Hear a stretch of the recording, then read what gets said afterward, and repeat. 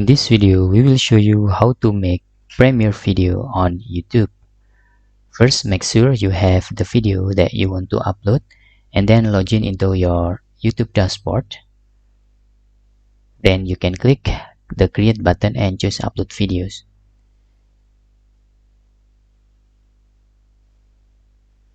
In here, we upload one video and we will show you how to make this video is uploaded as Premiere video. After you select all configuration in here,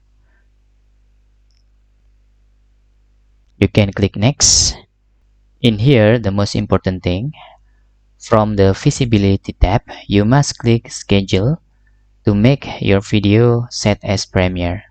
Then you can tick this option, set as Premiere,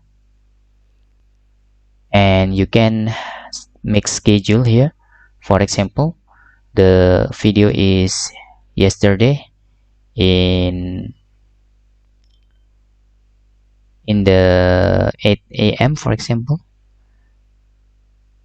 and also you can set up Premiere in here if you want using countdown or using another cover like this.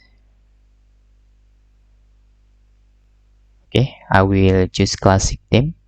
This is just for theme, and you can click save and you can click schedule, but I will copy this